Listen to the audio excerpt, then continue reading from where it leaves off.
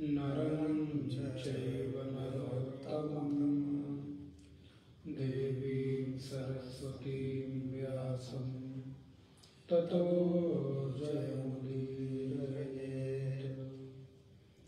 सदाशिवसमारम्भां शङ्कराचार्यमध्यमाम् अस्मदाचार्यपर्यन्तां वन्दे गुरुपरम्पराम्। वागर्थाविव सम्पृक्तौ वागर्थः प्रतिपत्तये जगतः पितरौ वन्दे पार्वती परमेश्वरौ। या देवी सर्वभूतेषु स्मृतिरूपेण संस्थिता नमस्तस्यै नमस्तस्यै नमस्तस्यै नमो नमः।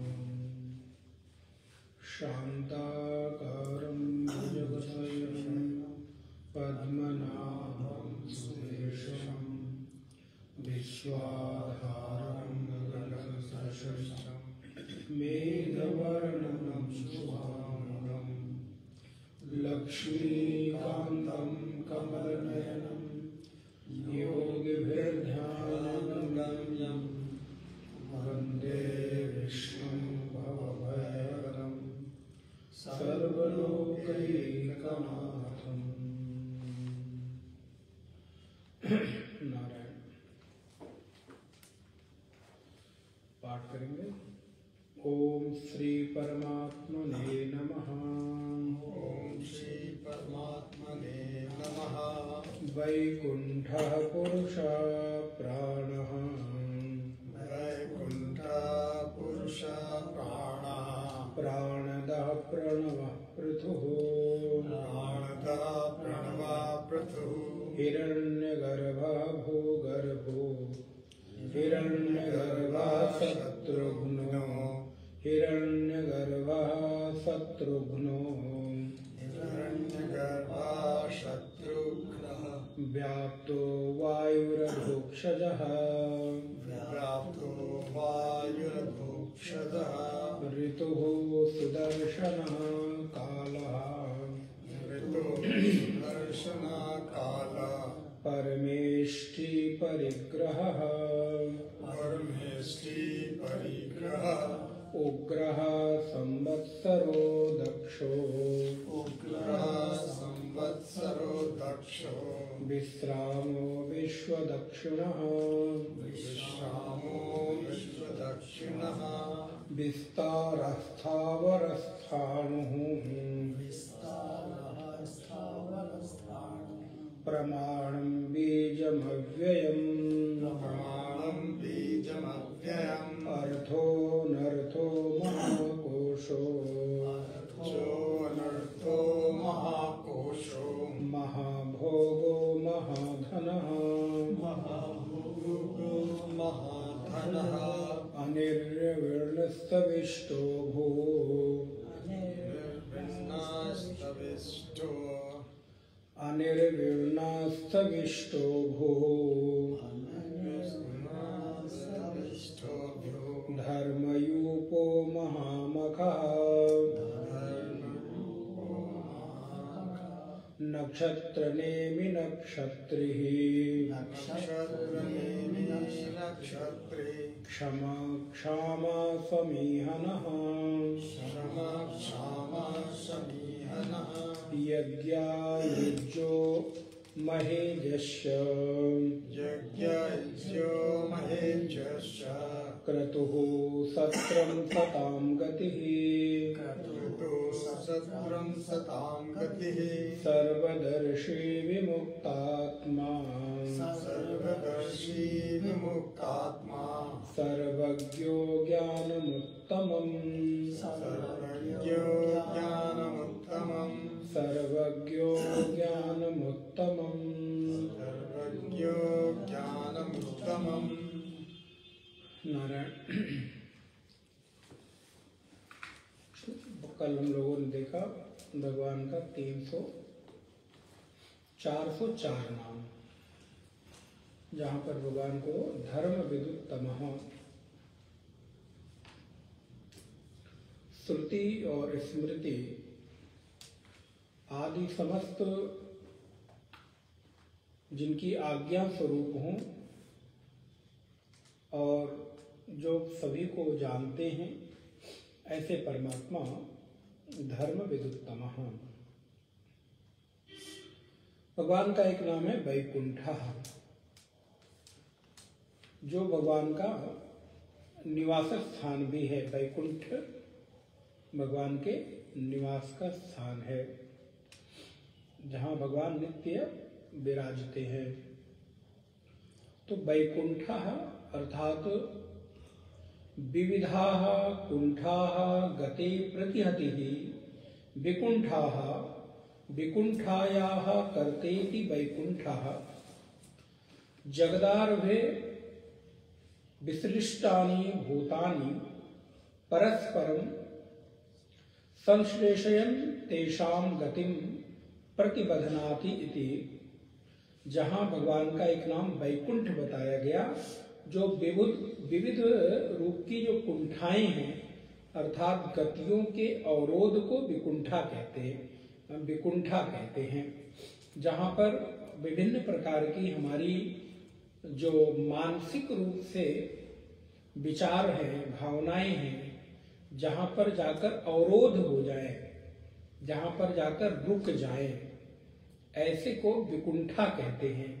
और उस विकुंठा के करने वाले होने से भगवान वैकुंठ हो गए, क्योंकि हमारे विभिन्न प्रकार की कुंठाओं को, विभिन्न प्रकार की भावनाओं को प्रतिरोधन करते हैं, उसको निवारण करते हैं।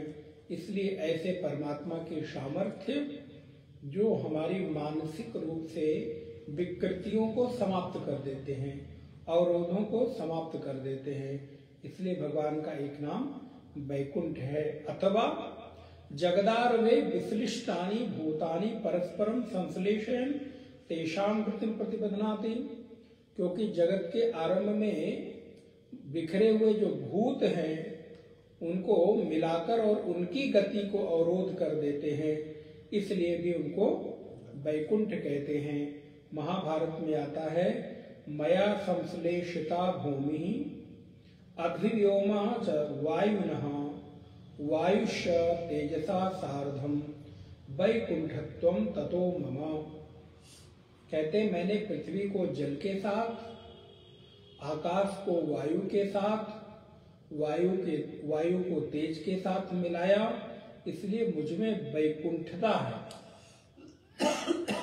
विगताः कुंठाः यस्य न विकुंठो एव वैकुंठा। स्वार्थेन विग्रह के अनुसार जिसका कुंठा अर्थात रोक टोक न हो, उसका नाम वैकुंठ है। भगवान भी किसी भी प्रकार प्रतिबद्ध नहीं है, इसलिए वो वैकुंठ हैं। जहाँ पर किसी भी प्रकार का रोक टोक न हो, भक्तों के आने जाने के लिए कभी मनाही न होती हो, और जिसमें किसी भी प्रकार की कुंठा न हो, जहाँ से सारी कुंठाएं विगत हो गई हों, चली गई हों, निर्मूलन हो गया हो, ऐसे स्थान का नाम वैकुंठ है। और बात भी सच है, भगवान वैसे ही स्थान पर रहते हैं जहाँ पर किसी भी प्रकार का मानसिक अवसाद न हो, मानसिक रूप से जहाँ पर उन्नति हो, जो हर प्रकार से अपने आप को उन्नत अनुभव करता हो, ऐसे ही हृदय में तो भगवान रहते हैं। कोई सीमित बुद्धि वाला हो, जिसकी मानसिक स्थिति बहुत अच्छी ना हो, भगवान ऐसी जगह तो निवास नहीं करते। इसलिए ऐसे स्थान पर रहने के कारण भगवान को वैकुंठ कहा गया। पुरुषः, भगवान का एक नाम आया पुरुषः। सर्वस्मात् पुराः सदनात् सर्व पापस्य साधनाद्वा पुरुषः।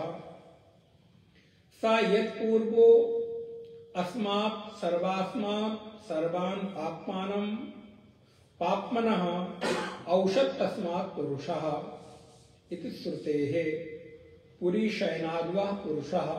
ये अर्थ तो मैंने कई बार आपको बताया है। पुरी शयनाद्वा पुरुषः, जो भगवान इस शरीर रूपी पुर में शयन करते हैं उसको पुरुष कहते हैं। वह जो सब में पहले था, सब पापों को भस्म कर देता है, इसलिए वो पुरुष हैं। तो एक ही शब्द के अलग अलग नाम, अलग अलग अर्थ होते हैं, तो इसलिए भगवान का एक नाम पुरुष हो गया। प्राण, ये तो हम सबको ज्ञात ही है कि हम लोगों का सबका जीवन किससे चल रहा है? प्राणों से ही चल रहा है। अगर प्राण ना हो तो हम लोगों का ये शरीर हमारे सामने होता हुआ भी नश्वर हो जाएगा, किसी उपयोग में नहीं रहेगा।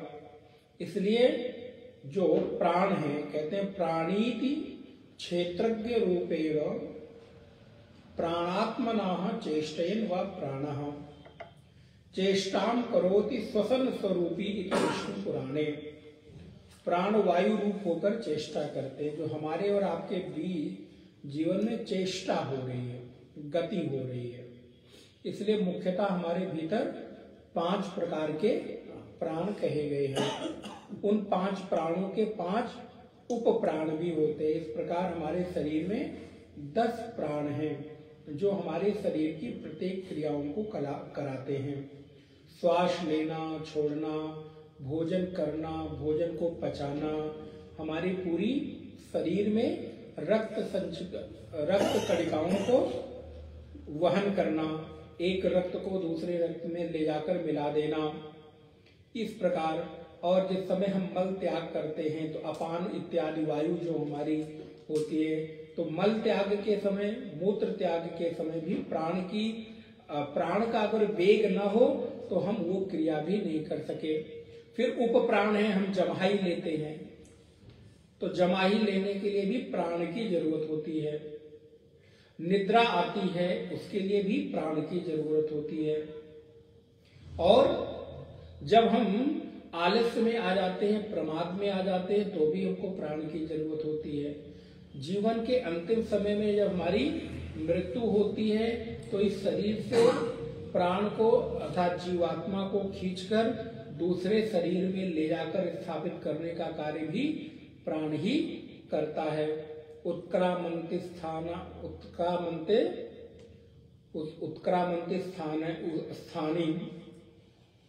तो प्राण को उत्क्रमण करते हैं, तो उस उत्क्रमण को कराने के कारण भी हमारे शरीर के भीतर प्राण अर्थात जीवन देने का काम करता है। तो जो भी चेष्टाएं हैं शरीर के भीतर, पलक झपकाने से लेकर, जम्हाई लेने से लेकर, मल मूत्र का त्याग करने से लेकर, भोजन को पचाने से लेकर, शरीर में रक्त को संचार प्रदान करने से लेकर और प्राण के अंतिम निकलने के समय तक ये प्राण हमारे साथ लगे रहते हैं।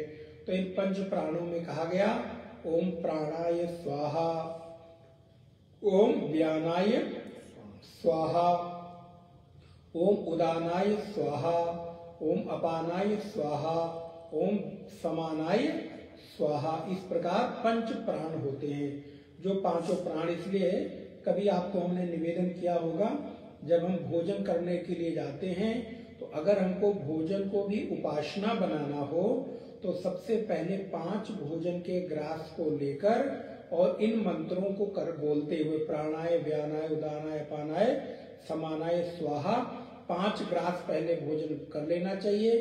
फिर जल से जल लेकर आचमन कर लेना चाहिए। तो इस प्रकार से मेरा भोजन मेरे जठर रूपी अग्नि में हवन का कार्य करेगा। ये शरीर में जो जठराग्नि है, शरीर ये उदर जो है हवन कुंड है, और इस शरीर उदर रूपी हवन कुंड में जो भूख लगती है जठराग्नि है, वो अग्नि जलने का कार्य करती है। और उसमें जो अन्न डालते हैं वो हविष्य है, जो हम घी और साकल्य डालते हैं, आपने देखा होगा। तो इस प्रकार हमारी आहुति हो जाती है। आप देखते हैं जब भी आप कोई हवन करने जाते हैं तो सबसे पहले पंडित जी हवन शुरू कराने के पहले आपकी आहुति नहीं डलवाते, तिल जौ वाली। सबसे पहले 5 आहुति घी की डलती होगी, आपने देखा होगा। तो 5 घी की आहुति यही है, प्राणाय, व्यानाय, उदानाय, अपानाय और समानाय। तो उसको हमने उपासना बना दिया। अब अगर आपको अपने प्रत्येक भोजन को उपासना बनाना है, हवन करना है, तो इस पेट को हवन कुंड मानो और जठराग्नि को, भूख लगने वाली जो उठने वाली अग्नि है, उसको जलती हुई अग्नि मानो और उसमें ग्रहण किया जाने वाला भोजन को घी और हविष्यान्न मानो, हवन सामग्री मानो। और फिर उसको आप जब डालेंगे, अच्छा जब इस भाव से आप भोजन ग्रहण करेंगे तो देखो भोजन फिर अपने आप सात्विक हो जाएगा। क्योंकि आप जब हवन करने जाते हैं तो क्या कोई ऐसी चीज डालते हैं जो अपवित्र हो? कोई चीज अपवित्र नहीं डालते आप। उसी प्रकार फिर हमारा भोजन भी कैसा हो जाएगा, जो भोजन हम अग्नि में डाल सके वही भोजन करेंगे। तो हमारा भोजन अगर उपासना बन जाए तो अपवित्र वस्तुएं खाने से, अशुद्ध वस्तुएं खाने से हम स्वयमेव बच जाएंगे। तो हम प्रयास ये करें, जिस चीज का भोग ठाकुर जी को लगा सके वही हम खाएंगे, तो हम कुछ भी उल्टा सीधा खाने से बच जाएंगे। लेकिन अब ये बात सभी को समझ में नहीं आती। आज हम भोजन को केवल जीवा के स्वाद तक ही मानते हैं। अच्छा देखिए, आप चाहे जो भी कुछ खाइए, कितना महंगा से महंगा व्यंजन, स्वादिष्ट से स्वादिष्ट भोजन खाइए, बस खाली जीवा तक, कंठ के नीचे जाते ही सब,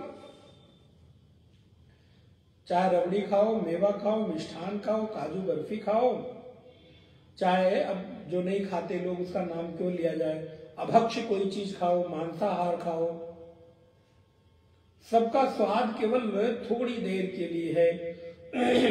जीभ पर रखा नहीं, उसके बाद गया। बनाने में कितना श्रम,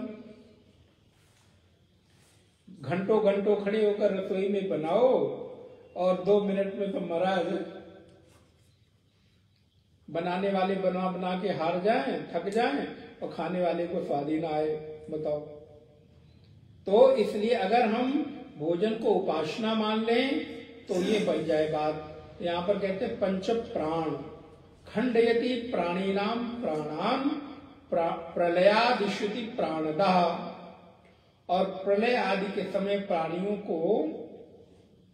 प्राणियों के प्राणों का खंडन करते हैं। इसलिए भगवान का एक नाम क्या है, प्राणदः। जो अब इसका अर्थ देखो, ऊपर प्राण नाम है और नीचे प्राणदः। तो जो प्राण दे सकता है वो प्राण ले भी सकता है। ये भगवान की लीला बड़ी अद्भुत है महाराज। जो देता है वो ले भी सकता है। तो इसलिए बहुत सोच समझ के प्राणों को खर्च करना चाहिए। इसलिए बड़ी सुंदर बात लिखी,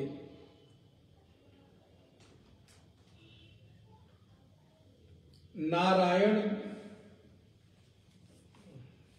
वृथा श्वास मत खोए, ना जाने या श्वास की आवन होए न होए।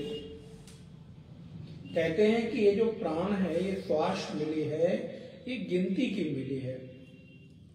अब आप अपनी गिनती की प्राण वायु को जितनी जल्दी लेकर खत्म कर दें। अच्छा, दूसरे तरीके से भी एक मन में भाव आ रहा है, योगियों की आयु इतनी लंबी क्यों हो जाती है? हम कहते हैं ना, योगी इतने वर्ष तक, इतने हजार वर्ष तक जिए।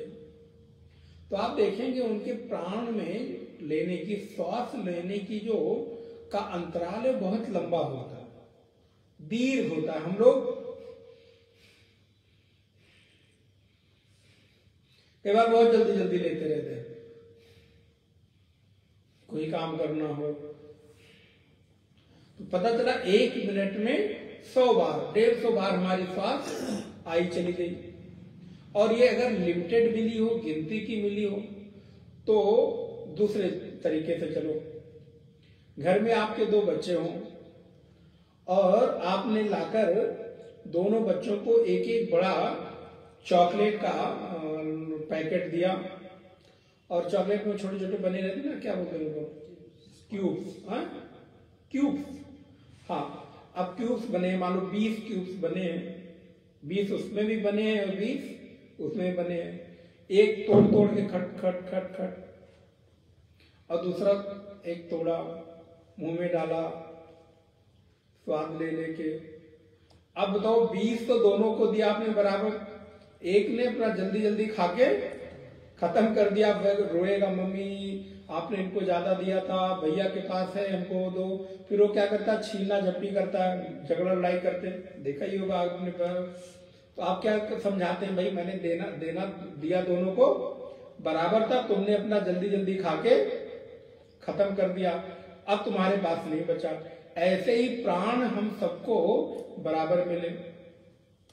अब अगर हम उस पर संयमित करके उसको दीर्घ काल तक खत्म करें तो लंबा हो गई आयु, और अगर उसको ले लेके बार बार खत्म करें तो हमारी आयु क्षीण हो गई, छोटी हो गई। इसलिए श्वास पर नियंत्रण अगर हो, श्वास प्रश्वास पर नियंत्रण हो तो हमारी आयु को थोड़ा बढ़ाया जा सकता है। इसलिए योग अथवा प्राणायाम अथवा शारीरिक रूप से जो सक्षमता है वो होनी अति आवश्यक है। तो यहाँ पर कहते हैं जो प्राण ले सकता है महाराज, वो प्राण दे सकता है तो ले भी सकता है। इसलिए प्राणः प्राणदः प्रणवः, अब एक नाम भगवान का प्रणवः, प्रणव इति प्रणवः, तस्मादोमिति प्रणवति इति श्रुतेः, प्रणम्यते इति वह प्रणवः। अब ये प्रणव के ऊपर आपने बहुत व्याख्यान सुना है। प्रणव माने ओम, तो अभी आप गीता में पढ़ते ओम तत्सदिति ब्रह्मण्य निर्देशो, ओम के द्वारा उस परमात्मा का निर्देश किया जाता है। तो ओम का उच्चारण करते हैं, प्रणाम करते हैं, इसलिए वो प्रणव ओंकार है। अतः कहते हैं प्रणमन्तीह वै वेदाः तस्मात् प्रणवः उच्यते। ओम ऐसा कहकर प्रणाम करता है।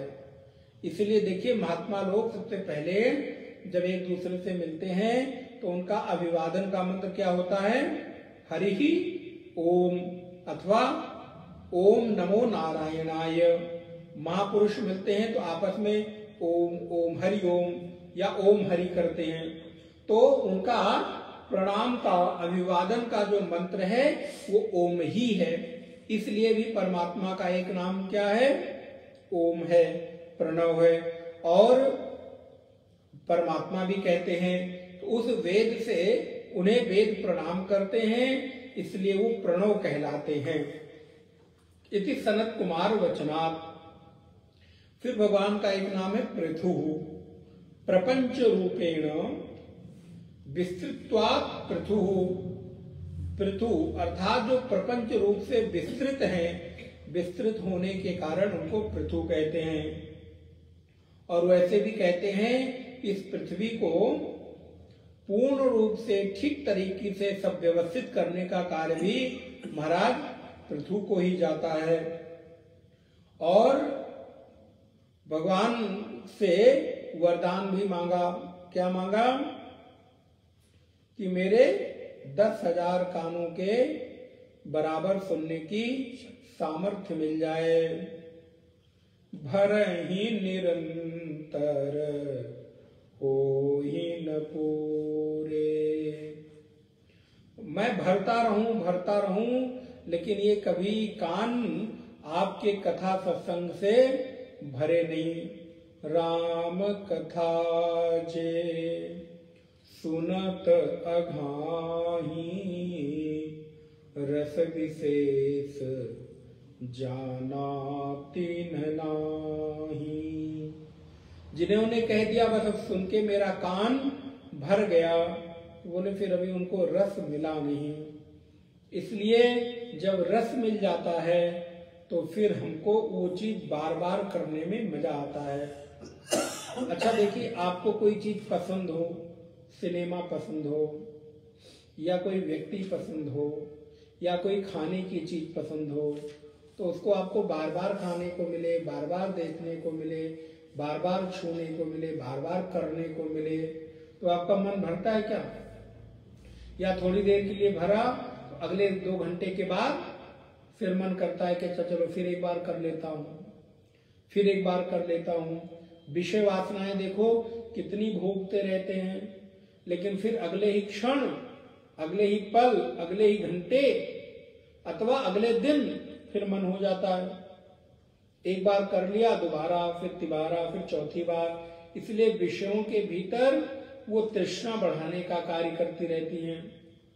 इसलिए कान, बोले कान भगवान आपके कथा को सुनते सुनते कभी भरे नहीं। तो इसलिए जिस काम में मुझे रस मिल जाता है, आनंद आने लगता है, वो काम कभी मुझे बोर नहीं करता। किंतु अगर किसी चीज में हमको रस न मिले, जबरदस्ती करना पड़े, तो बोले कितना भी अच्छी चीज क्यों ना हो, लेकिन फिर हम बोर होने लगेंगे। इसलिए भगवान का एक नाम प्रणवः पृथुः हिरण्यगर्भः शत्रुघ्नः, भगवान का एक नाम हिरण्यगर्भ है। अब ये तो आपको मालूम है, हिरण्यगर्भः संभूति कारणम हिरण्यमयंडम यद वीर्य संभूतम तदस्य गर्भ इति हिरण्यगर्भः। हिरण्यगर्भ अर्थात ब्रह्मा, ब्रह्मा की उत्पत्ति का कारण हिरण्यगर्भ अंड है। जिनके वीर्य से उत्पन्न हुआ वह भगवान उसके गर्भ में है, इसलिए वो हिरण्यगर्भ हैं। अर्थात वो जो चमकता हुआ पात्र है ब्रह्मा के रूप में, वो उनके गर्भ में स्थित है, इसलिए उसको हिरण्यगर्भ कहते हैं। जो सृष्टि को उत्पन्न करता है, जो चमकता हुआ है, इसलिए श्रुति भी कहती हिरण्यमयन पात्रेण, हिरण्य के जैसा, सोने के जैसा जो चमकता हुआ पात्र है, उसकी जैसी स्थिति मेरी भी हो जाए। तो इसलिए भगवान का एक नाम हिरण्यगर्भः शत्रुघ्नः, शत्रुओं का हनन करने वाले। कहते हैं त्रिदश शत्रून् हन्तीति शत्रुघ्नः, देवताओं के शत्रुओं को मारते हैं, इसलिए वो शत्रुघ्न हैं। बहुत लोगों के नाम भी आप लोगों ने सुने होंगे, तो उनका नाम शत्रुघ्न है, जो अपने विरोधियों का, अपने शत्रुओं का हनन कर देवे। कारणत्वेन सर्व कार्याणाम व्यापनाद व्याप्तः, फिर एक नाम भगवान का है व्याप्तः, माने व्यापक। जो कार्य कारण के बिना संभव नहीं, तो कारण अपने प्रभावों में समवर्ती रहता है और अंतर्निहित रहता है। ये सिद्धांत आपने कई बार पढ़ा है कि कार्य हमेशा अपने कारण हमेशा अपने कार्य में रहता है और बिल्कुल समीप रहेगा और उसमें अनुश्रित रहेगा, अर्थात उसमें अंतर्निहित रहेगा। तो इसलिए परमात्मा भी व्याप्त हैं, क्योंकि ये जगत उनका कार्य है। तो जगत रूपी कार्य में सदैव वो व्याप्त हैं। जैसे मिट्टी का कार्य है घट, तो घट में मिट्टी व्याप्त है। सोने की अंगूठी में सोना व्याप्त है, हीरे के माले में हीरा व्याप्त है, इत्यादि। ये रुई, इसका ऊन का बना है, तो इसमें जो रुई है या ऊन है, इसमें प्रत्येक एक एक धागे में वो जो सूत है वो व्याप्त है, क्योंकि बिना सूत के ये धागा बन नहीं सकता। वैसे ही संसार रूपी प्रत्येक कार्य में परमात्मा व्याप्त है। तो व्याप्त भगवान का एक नाम बड़ा सुंदर आया, वायु। क्या बात है, बोले जिसका अनुभव हम लोग नित्य करते हैं, अभी भी कर रहे हैं। अगर एक क्षण के लिए वायु रुक जाए तो आप जीवन की कल्पना, आप देखिए अभी 2 वर्ष पूर्व हम लोगों ने वायु माने जीवन रक्षक तंत्र, जिसे आप वेंटिलेटर कहते हैं, ऑक्सीजन कहते हैं।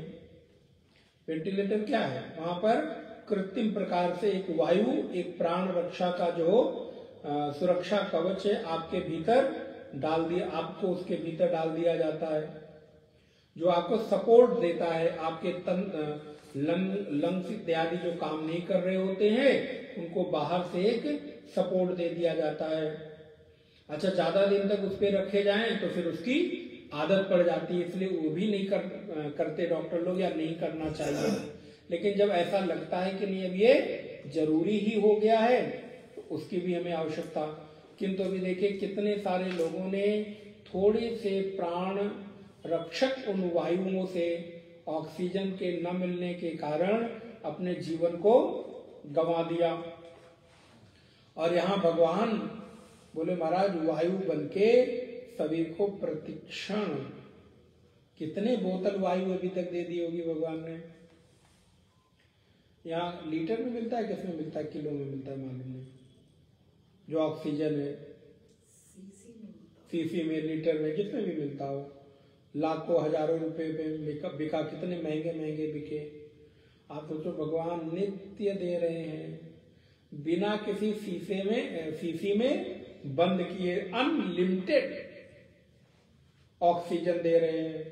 फिर भी हम लोग भगवान पर आक्षेप उठाते रहते हैं और कुछ हजार लाखों रुपए लेकर वो डॉक्टर हमको दे देते हैं तो हम उनको एहसान जिंदगी भर नहीं भुलाते। अरे डॉक्टर साहब आप न होते तो हम न बचते।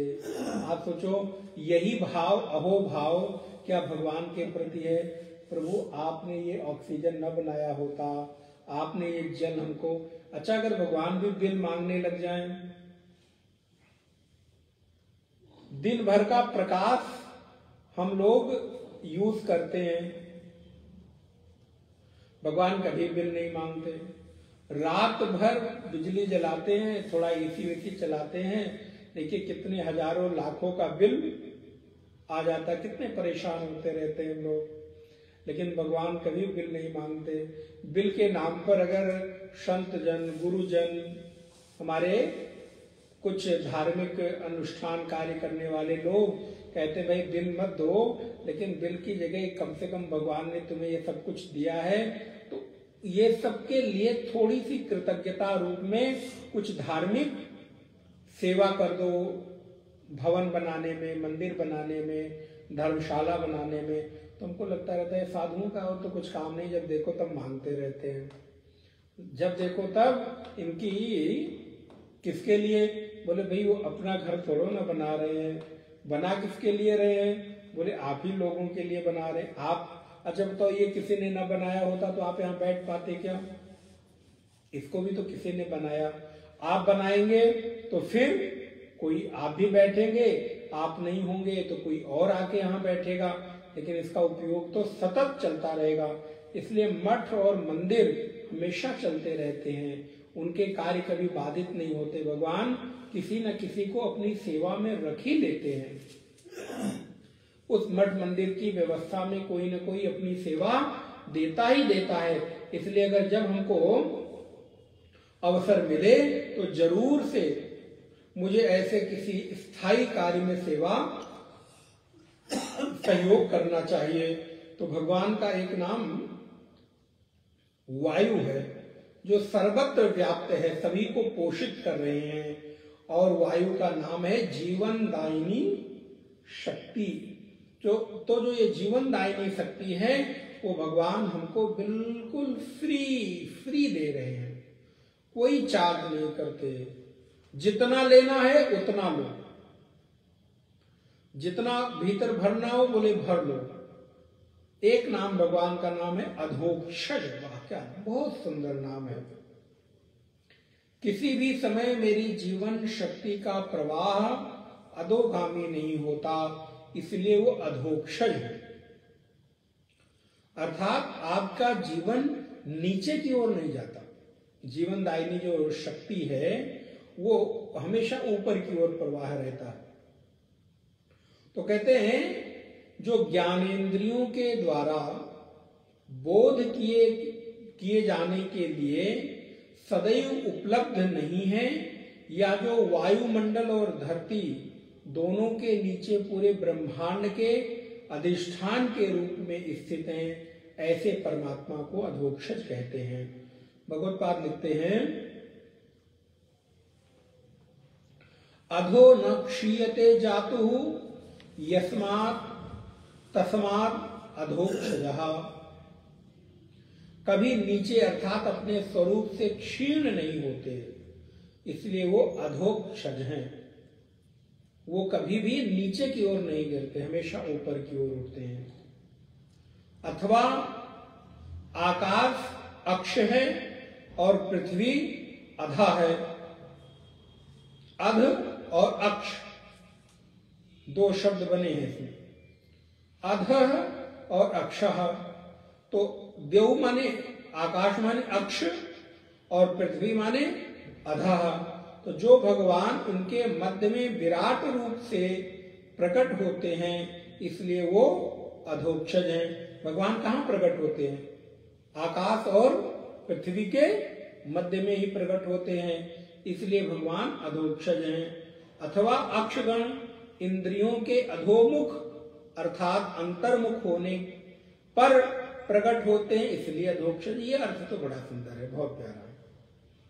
अब अक्ष गणे जायति व अधोक्षजः, अर्थात जब हमारी इंद्रियां अंदर की ओर गमन करने लगती हैं, जब हमारी इंद्रियां भीतर की ओर अंतर्मुख होने पर गमन करने लगती हैं, तब भगवान प्रकट हो जाते हैं।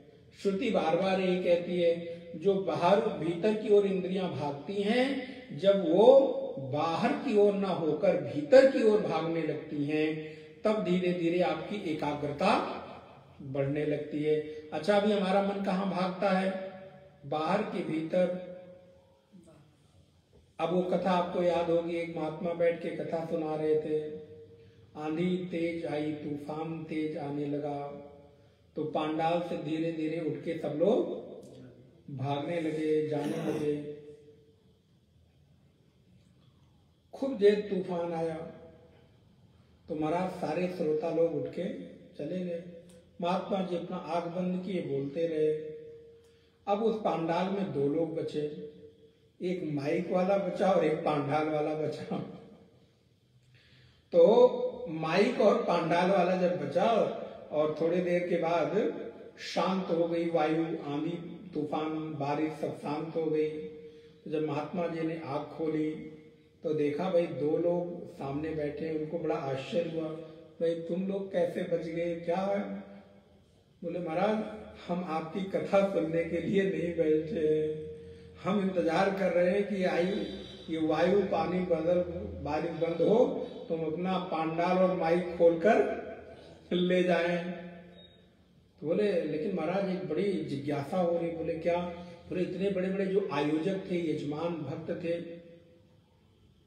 वो सब चले गए, श्रोता चले गए, बड़े आपके चाहने वाले शिष्य चले गए, सब भाग गए यहाँ से, आप नहीं भागे, क्या बात है? बोले नहीं मैं भी भागा।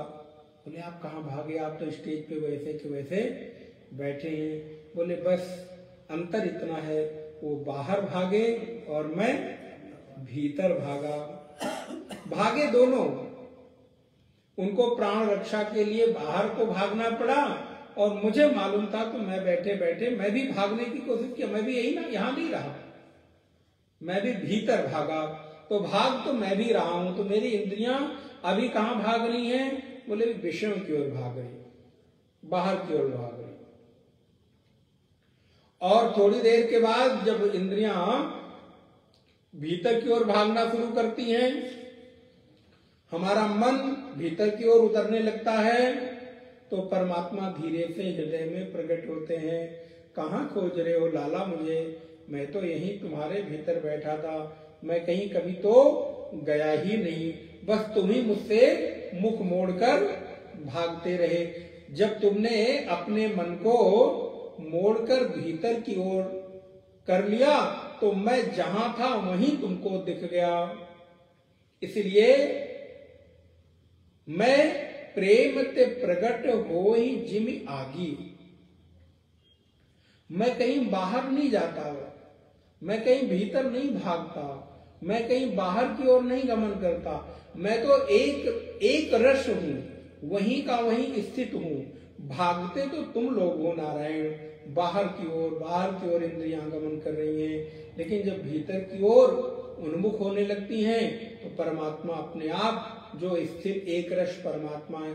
असल में भगवान के पास भागने की कोई जगह है ही नहीं, वो एक ही जगह स्थिर हैं, वो कभी कहीं भागते ही नहीं, भाग सकते नहीं, क्योंकि उनके पास भागने की कोई जगह। अच्छा, भाग के जाए कहां? जहां देखो वहां वही है, तो कहां भाग के जाए? तो इसलिए भगवान ने भागने की बात बंद कर दी, बोले मैं यहीं रहूंगा, मैं कभी कहीं जाऊंगा नहीं। तो भगवान का एक नाम अधोक्षज है, कितना सुंदर नाम है, देखिए यूनिक नेम, कितना सुंदर प्यारा सा नाम भगवान का अधोक्षज। बोले अधोक्षज नारायण भगवान की। तो इसलिए भगवान का एक नाम अधोक्षज है। ऋतु सुदर्शन कालः परमेष्टि परिग्रह उग्रः संवत्सरो दक्षो विश्रामो विश्वदक्षिणः। भगवान का एक नाम है ऋतु। अभी हम लोगों ने ही कल ऋतुओं के बारे में पढ़ा, 6 प्रकार की ऋतुएं हैं। तो यहां पर ऋतु, भगवान ऋतु है। कालात्मना ऋतु शब्देन लक्ष्यते इति ऋतु। यहाँ पर काल रूप से लक्षित होते हैं, इसलिए भगवान ऋतु है। सुदर्शन भगवान का नाम है, जिसका दर्शन तीव्र हो। देखिए अर्थ निकालने के लिए बड़ा स्पष्ट है, सुदर्शन, सु प्लस दर्शन। सु माने तीव्र, तीक्ष्ण अथवा सुंदर, दोनों अर्थ कर सकते हैं। सुंदर दर्शन, तीक्ष्ण दर्शन, तीव्र दर्शन। तो सु और दर्शन, तो जिसका दर्शन सुंदर और तीक्ष्ण है, तो दोनों अर्थ कर लें। जिस भगवान की दृष्टि सुंदर और तीव्र है उसको सुदर्शन कहते हैं। अच्छा, कभी कभी किसी के देखने से भीतर एक तीव्रता की अनुभूति होती है, जैसे भगवान के नेत्रों को देखो और हृदय में धारण कर लो। इसीलिए प्रायः देखिए, जब हम लोग मंदिर जाते हैं तो भगवान को देखकर आंख बंद कर लेते हैं। गए क्या, किस लिए थे? दर्शन करने। और जब भगवान सामने आए तो क्या किया? तुम हो एक अगोचर सबके प्राणपति, किस विधि मिलूं दया मैं तुमको मैं कुमति। ओम जय जगदीश, फिर बीच में खोल गए, ओम जय जगदीश हरे। बोले भाई खड़े हो दर्शन करने के लिए, तो आँख खोल के देखो उनको। तो बोले नहीं, असल में उनके दर्शन को देखकर आनंद मिलता है, सुखद अनुभूति होती है। तो हमको लगता है उसको भीतर में बैठा लूं, तो बीच बीच में देख भी लेते हैं।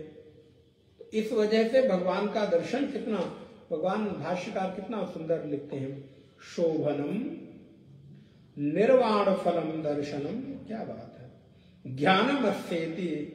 भगवान तो हर भाव, भगवत्पाद तो हर अर्थ को ले जाकर बस वहीं समर्पित कर देते हैं। शोभनम निर्वाण फलम दर्शनम ज्ञानमस्येति। शुभे दर्शने ईक्षणे पद्मपत्रायते अस्येति। सुखेन दृश्यते भौ भक्तैः इति वा सुदर्शनः। भगवान का दर्शन ज्ञान अति सुंदर है, निर्वाण रूप फल देने वाला है। क्या बात है, अगर एक बार भगवान का दर्शन हो जाए तो क्या मिल जाए? बोले महाराज जीवन धन्य धन्य हो जाए। बद्रीनाथ में बैठे हुए भू वैकुंठ जिसे कहते हैं, इस समय देवता लोग उनकी सेवा में वहां लगे होंगे महाराज। भगवान भू वैकुंठ में विराज रहे हैं और 6 मास तक देवता लोग उनकी पूजा करते हैं। और जिसको देखकर निर्वाण मिल जाता है, आनंद मिल जाता है, ऐसा भगवान का दर्शन सुदर्शन है। अथवा उनके नेत्र बहुत सुंदर हैं, पद्मपत्र की तरह हैं, इसलिए उनका दर्शन कैसा है? बोले सुदर्शन है। तो तो उनके नेत्र सुंदर होने के कारण सुदर्शन है, अथवा उनको देख लेने से निर्वाण जैसा फल मिल जाता है, इसलिए वो सुदर्शन है। और कहते हैं शुभे दर्शने ईक्षणे पद्म पत्रायते अस्येति सुखेन दृश्यते भक्तैति वह सुदर्शन। अथवा भक्तों को सुगमता से ही दिखलाई दे जाते हैं, इसलिए वो सुदर्शन है। जो भक्त देखना चाहते हैं तो भगवान उनके लिए बड़ी ही सरलता से उपलब्ध हो जाते हैं। फिर भगवान का एक नाम है कालः, कलयति सर्वमिति कालः, अर्थात सबकी कलना गणना करने के कारण वो काल है। तो इसलिए भगवान का एक नाम काल है। कलयतामहम कालः कलयतामहम, मैं सबकी गणना करता हूं इसलिए मैं काल हूं।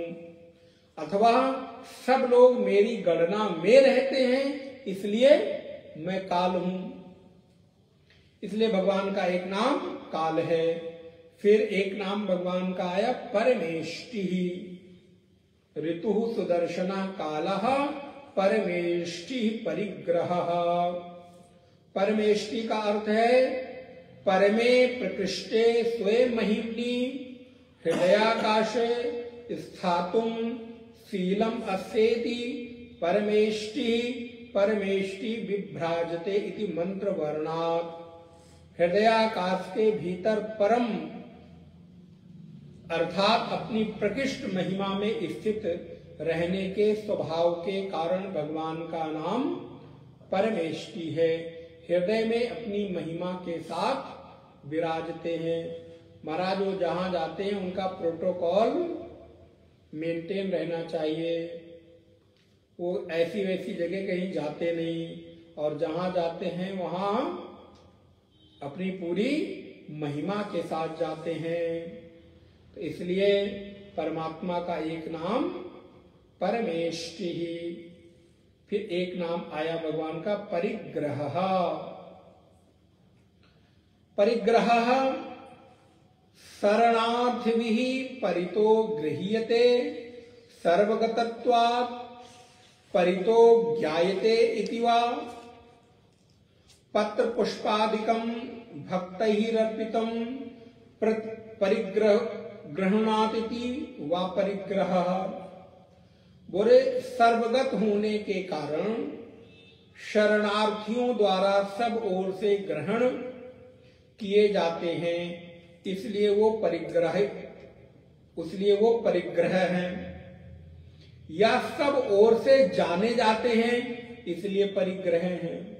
अथवा भक्त लोग उनको जो कुछ भी देते हैं वो सब स्वीकार कर लेते हैं इसलिए वो परिग्रही हैं। तो भगवान से बड़ा तो परिग्रही कोई है ही नहीं महाराज। हम लोग अपने को क्या कहते हैं, हमें अपरिग्रही बनना है। भगवान क्या है, बोले परिग्रही है। क्यों? बोले जो कुछ भी दो सब कुछ स्वीकार कर लेते हैं। क्या क्या स्वीकार कर लेते हैं?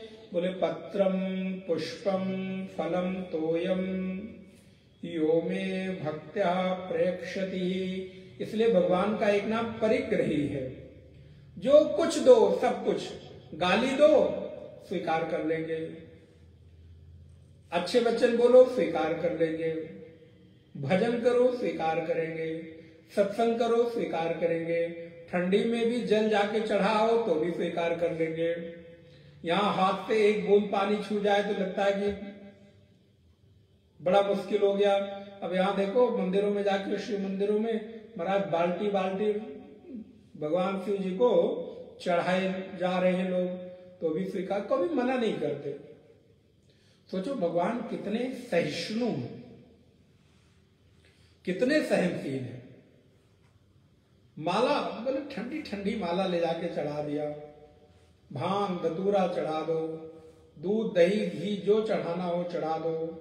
इसलिए भगवान परिग्रही है। इसलिए हम और आप भी कुछ अर्थों में परिग्रही बन जाएं। बोले किन अर्थों में?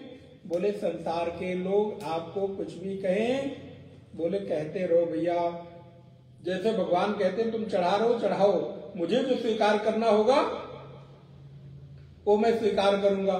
खाना होगा तो खाऊंगा, नहीं तो फिर उठा के पुजारी जी क्या करेंगे, उठा के फेंक देंगे। तो ऐसे ही आपको भी किसी को कुछ कहना हो कहते रहे, आप वही उतना लीजिए जितनी आपकी जरूरत हो, जितना आपको चाहिए। नहीं तो जब वो जाए तो उठा के पीछे से खिड़की वाले दरवाजे से फेंक दो। इसलिए भगवान का नाम परिग्रही। तो इसलिए भगवान हम सबको इस बात का संदेश देते हैं कि जीवन में जो कुछ मिले सबको स्वीकार करो। हम दुखी कब होते हैं मालूम है, जब हम अस्वीकार करने की भावना को सुदृढ़ कर लेते हैं। जब हमको लगता है कि मुझे इतना स्वीकार करना है और इतना स्वीकार नहीं करना। अच्छा एक बात, इस तरह की चीज स्वीकार करनी और इस तरह की चीज स्वीकार नहीं करनी है। अब भाई देने वाला जो दे रहा है जो है वही तो देगा ना। अब किसी अनपढ़ गंवार व्यक्ति से आप कोई ऐसी संभावना या उससे इस प्रकार की अपेक्षा करो कि वो आपसे बड़े सलीके से पेश आए, तो ये तो उसकी गलती नहीं है, आपकी गलती है ना। उसके पास जो है वही देगा। अगर आप सब्जी की दुकान में जाकर सोने की अपेक्षा करो तो ये किसकी गलती है बताओ। सब्जी वाला तो कहेगा भाई मेरे पास आलू मटर टमाटर के दाम हैं, उनको पूछना हो पूछ लो और खरीदो और जाओ। आप कहो नहीं महाराज मुझे सोने के दाम बताओ, चांदी के दाम बताओ, तो कहेगा भाई गलत जगह आ गए हो। कहोगे लो तुम मुझे गलत ठहरा रहे हो। ध्यान दीजिएगा, इन उदाहरणों को जीवन के साथ आप जोड़िए। तुम मुझे गलत ठहरा रहे हो, मैं जब कह रहा हूं कि बताओ तो तुम बता नहीं सकते हो। कहेगा भैया नहीं मालूम मुझे, नहीं पता मुझे, लेकिन मैं अड़ जाऊंगा, नहीं तुम ही बताओ। तो इसमें गलती किसकी है, मेरी कि उसकी। फिर उसको गुस्सा आ जाए, क्रोध आ जाए और आपको कुछ गाली दे दे, कुछ अपशब्द कह दे, फिर आपको बुरा लग जाएगा, तुमने गाली दे दी मुझे, इतनी औकात, इतनी हिम्मत, इतनी सामर्थ। फिर लो अशांति आ गई। तो जीवन में भगवान का ये जो परिग्रह नाम है, इससे मैं भी जरा थोड़ा सा लूं। स्वीकार करो, सबको स्वीकार करने की सामर्थ्य एक गुण है। हाँ, उस स्वीकार करने के बाद हमको धारण क्या करना है मेरे ऊपर है। लेकिन मैं अपेक्षा करूं कि नहीं लोग मुझे वही बोले जो मैं चाहता हूं। कई बार संबंधों में भी हम लोग इसीलिए दुखी हो जाते हैं, मुझे ये शब्द नहीं बोला आपने। अरे भाई तुम्हारे हृदय में थोड़ा उतर के बैठा हूं कि मैं जान रहा हूं कि तुम यही शब्द सुनना चाह रहे हो। हमने अपने भाव व्यक्त किए। कई बार लोगों को यही लगने लगता है कि यही शब्द लिखा होता तो अच्छा है, तुमने ये शब्द लिख दिया इसका मतलब मुझे प्यार नहीं करते। अरे भाई हर बार जरूरी नहीं कि हम आपके हृदय की भावना को समझ पाए, अनुभव कर पाए। तो कई बार हम उस बात को लिख दिए जो हम अनुभव कर रहे हैं, लेकिन हम वहां पर बुरा मान जाते हैं कि नहीं मुझे वही सुनना है, मेरे लिए वही लिखो। तो फिर जीवन में अशांति आने लगती है। इसलिए परिग्रही भी होना चाहिए। कुछ अर्थों में परिग्रही हो जाओ और कुछ अर्थों में अपरिग्रही हो जाओ। किन किन अर्थों में? बोले संसार जो कुछ भी दे उसको स्वीकार करने में परिग्रही हो जाओ, लेकिन भीतर क्या धारण करना है उसके लिए अपरिग्रही बन जाओ। अब जैसे चलो हम लोग अपना उदाहरण देते हैं, बहुत सारे लोग बहुत सारे वस्त्र आदि हम लोगों को लाके देते हैं, तो मना थोड़ा करते हैं। अच्छा सबसे ये कहते भी नहीं है। बहुत प्रैक्टिकल सा उदाहरण दे रहा हूं कि नहीं तुम ये वाला ला के दो, कि तुम ये वाला, भाई ठीक है तुम ये ला रहे हो, अनजाने में ले आए, जान के लिया, जैसे ले आओ, स्वीकार कर लिया। अब वो पहनना ना पहनना हमारे ऊपर है। तो परिग्रह तो मैंने देखने में तो लगेगा देखो हमने ले लिया, बटोर लिया, भाई यही तो लगेगा। अब कितनी सारी जहां जाओ एक शॉल लोग डाल देते हैं, भाई ये कल्चर है। 200-500 की शॉल डाल दी, अब वो शॉल तो 10-20 हो गई। अब उसको धारण तो करना नहीं, ओढ़ना तो है नहीं, लेकिन अब हम वहां मना कर रहे नहीं, ये मेरे यूज की नहीं है, ये मैं, तो क्या होगा? व्यवहार, अशांति फैल जाएगी व्यवहार में। इसलिए परिग्रह स्वीकार कर लो, गले में डालो, आओ उतार के रख दो, काम का नहीं है। जो काम का है वो जो आपके पास रखा है वो संग्रह करो और उसको आप धारण करो। ये तो जस्ट अभी उदाहरण याद आ गया आपको सामने। इसी प्रकार कोई आपको कुछ कहे, सुन लो, लेकिन आप भीतर उतना ही जाने दो जितनी आपकी आवश्यकता है। तो इसलिए भगवान का नाम परिग्रही। एक नाम भगवान का उग्रह, बच के रहना भाई। उग्र हैं, बीच बीच में कभी उग्र हो जाते हैं, नरसिंह रूप धारण कर लेते हैं। इसलिए भगवान के भक्तों पर भी कभी कभी भगवान के नामों का प्रभाव दिख जाता है। वो लोग भी कभी कभी शांत रहेंगे, कभी कभी पता चला हमारा आओ, अच्छा किस लिए, क्यों, चलो चलो भागो, लौटो। तो ये सब भी साधकों के बड़े संभल के जीवन में व्यवहार करने पड़ते हैं। तो उग्रह भगवत पाद लिखते हैं कि कहां गया भाई, हाँ, सूर्यादीनाम अपि भय हेतुत्वात् उग्रह। सूर्यादि भी जिसके भय से कांपते रहते हैं महाराज। सूर्य एक क्षण भी, देखो हमारी ज्योतिषीय काल गणना ने आने वाले 50 साल बाद सूर्योदय कितने बजकर कितने मिनट कितने सेकंड पर उदित होंगे गणना निश्चित कर दी। आप काल गणना की जो सूक्ष्मता है, जरा भारतीय वैदिक सनातन धर्म की स्थिति को देखो, और एक क्षण भी आगे पीछे नहीं होगा। वैज्ञानिक खोज करेंगे कि अगले साल कब सूर्य ग्रहण लगेगा। यहां हमारे 50 साल पुराना पंचांग उठाकर देख लो, हमारे यहां 100 साल के भी पंचांग आते, मालूम है आप लोगों को ना? 100 साल इतना मोटा पंचांग आता है, जिसमें 100 साल की पूरी तिथि एक साथ दे दी गई है, आने वाले या पीछे जो भी आपको लेना हो। क्या बताया? बोले 5 साल बाद इस महीने की,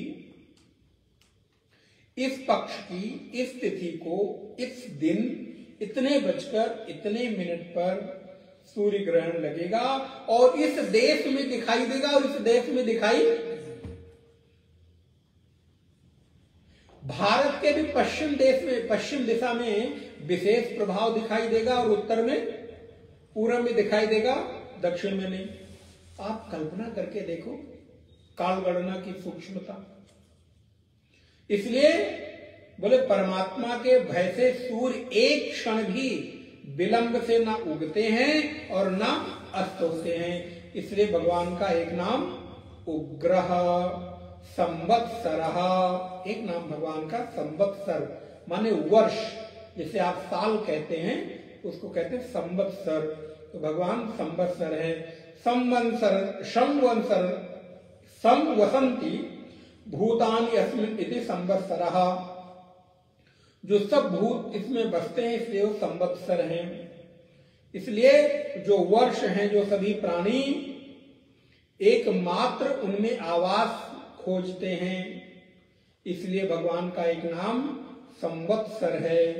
दक्षः महाराज बड़े चतुर भी हैं, उनको भोला भाला ना समझो। तो भगवान कैसे हैं? तो बोले महाराज भगवान दक्ष है। किसमें दक्ष हैं? तो बोले महाराज भगवान हर चीज में दक्ष हैं। अपने काम में दक्ष हैं, अपने लीला में दक्ष हैं। तो कहते हैं जगद रूपेण वर्धमानत्वात् सर्वकर्माणि क्षिप्रं करोति वा दक्षः। जगत रूप से बढ़ने के कारण सब कार्य में बड़ी शीघ्रता से करते हैं, इसलिए वो दक्ष हैं, चतुर हैं, सभी ब्रह्मांड का सृजन पोषण करते हैं, बड़ी कुशलता से परिश्रम करते हैं, शीघ्रता से क्रिया करते हैं। ये देखिए, दक्ष का मतलब खाली कुशल होना नहीं होता। हम भोजन बनाने में तो बहुत दक्ष हैं, लेकिन पता चला महाराज सुबह से भोजन बना रहे हो, शाम हो गई अभी तक भोजन बना रहे, क्यों? दक्ष, बड़ी कुशलता से बनाएंगे। तो कुशलता का मतलब खाली स्वादिष्ट भोजन बनाना नहीं है, स्वादिष्ट भोजन समय से उपलब्ध हो जाए। हम बहुत दक्ष हैं किसमें? बोले प्रवचन करने में, लेकिन अब दुनिया भर की इधर की उधर सारी बातें हो जाए, विष्णु सहस्त्र नाम पर एक लाइन बात ना हो, तो ये दक्षता नहीं है। अपने विषय की दक्षता और समय के साथ उसकी उपलब्धता होनी चाहिए। इसलिए भगवान चतुर भी हैं और अपने कार्य में कुशल भी हैं और शीघ्र भी करते हैं। जब करना होता है तो कर लेते हैं। दक्ष विश्रामः, भगवान विश्राम है, इसलिए महाराज भगवान के नाम से भी विश्राम मिलता है। उनका नाम जब सुनते हैं तो विश्राम की अनुभूति होती है। विश्व का विश्राम स्थान है, प्रशांति मिलती है। लिखते हैं संसार सागरे क्षुति पिपासादि षड उर्मिभिः तरंगिते अविद्याद्य महाक्लेशैः महदादिभिः रूप क्लेशस्य वशीकृतानां विश्रांतिं कांक्षमाणानां विश्रामं मोक्षम करोति इति ही विश्रामः। बोले भगवान क्षुत पिपासा, 6 उर्मियां हैं। क्षुत पिपासा भूख प्यास सुख दुख और जन्म और मृत्यु, ये 6 प्रकार की उर्मी होती है, दुख होते हैं। तो इन 6 उर्मियों से भगवान बचाते हैं। और संसार सागर में जो अविद्या है उनमें के कारण जो विशेष प्रकार के क्लेश होने लगते हैं, 5 क्लेश, योग सूत्र में 5 क्लेश आते हैं, अविद्या, अस्मिता, राग, द्वेष और अभिनिवेश। तो ये 5 प्रकार के जो क्लेश हैं, इन 5 क्लेशों से बचाते हैं। मद आदि जो उपक्लेश हैं, देखिए कितनी सूक्ष्मता से भगवत्पाद देखिए, क्लेश 5 क्लेश अलग हैं और मद आदि उपक्लेश अलग है। तो इसमें क्या आया? बोले राग द्वेष अविद्या, काम क्रोध लोभ मोह मद मत्सर ईर्ष्या राग द्वेष, ये उप क्लेश हैं। और अविद्या अस्मिता राग द्वेष और अभिनिवेश, ये क्लेश हैं, 5 क्लेश। तो बोले ये 5 क्लेश और 5 उप क्लेशों से जो भगवान बचाते हैं। और जो मुमुक्षा की इच्छा रखने वाले लोग जहां जाकर विश्राम पाते हैं, ऐसे भगवान जिनको मोक्ष देते हैं। गोस्वामी जी पूरी मानस लिखने के बाद क्या लिखते हैं? बोले पायो परम विश्राम। उत्तरकांड के अंतिम दोहों में क्या लिखते हैं? पायो परम विश्राम। प्रभु अब मैं परम विश्राम पा गया, ऐसा विश्राम पाकर जहां से फिर उठकर जाने की जरूरत न रह जाए, ऐसी कोई घर, ऐसा कोई स्थान मिल जाए। पायो परम विश्राम। स्वामी मुझे कुछ ऐसी कृपा कर दो कि फिर उठकर बार बार भागना न पड़े। एक बार आप में सो जाऊं तो बस सदा सदा के लिए। वो कौन सी जगह है? बोले वो तो अपना स्वरूप ही है, आत्मा की उपलब्धि ही है, मोक्ष ही है, जहां से फिर कभी जगने की जरूरत नहीं पड़ती। क्या कभी ऐसा कोई दिन आएगा प्रभु कि मैं भी दुनिया के झंझावातों से मुक्त होकर सदा सदा के लिए विश्राम पा लूंगा? ध्यान रखिए, मृत्यु का नाम विश्राम नहीं है। इस शरीर के छूट जाने का नाम विश्राम नहीं। बहुत लोगों को लगे महाराज बहुत दुख है तो ये शरीर छूट जाता तो विश्राम मिल जाता। कई बार लोगों को लगता है कि महाराज बड़ा दुख है, बड़ा क्लेश है, बड़ा जीवन से ऊब गए हैं, नीरस हो गए हैं, मेरा कोई चाहने वाला नहीं है, मैं किसी को चाहता नहीं, किसी के लायक नहीं हूं, बड़ी निराशा। अच्छा, निराशा वाले व्यक्ति जब बात करने लगते हैं ना, 50 रीजन देंगे, कोई चाहता नहीं, किसी के लिए उपयोगी नहीं, मैं तो ये हूं वो हूं, दुनिया भर की बात है। अच्छा ठीक है, जाओ मर जाओ, क्या होगा? मर के क्या होगा? किस पर एहसान कर दोगे? तुम्हारे मरने जीने से किसी को कोई फर्क नहीं पड़ने वाला।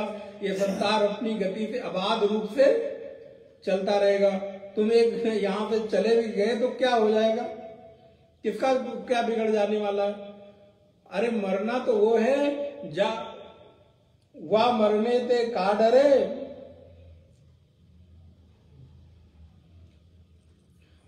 पलटू हम तो मरते नहीं। अच्छा होता जो मर जाते। कुछ इस प्रकार के संत एक पलटू हुए, उन्होंने लिखा, साधो तुम मरते नहीं। साधो तुम मर थोड़ो रहे हो, तुम तो जीने के लिए मर रहे हो। आज मर रहे हो, कल उठ के फिर खड़े हो जाओगे। अच्छा आप सो रहे हो, जगने के लिए सो रहे हो कि सोने के लिए सो रहे हो? अभी हम लोग सोने की तैयारी कर रहे हैं ना, 1 घंटे बाद सोएगा। अब यहां ना सोए, लेकिन 1 घंटे बाद हम सोना शुरू करें। किसके लिए?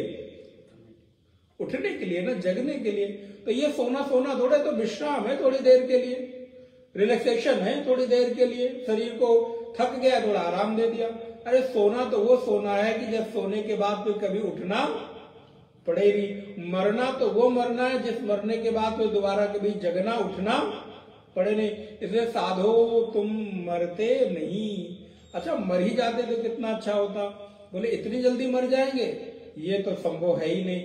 इसलिए इस जीवन में की सत्यता ये है कि असल में हम सोते हैं जगने के लिए।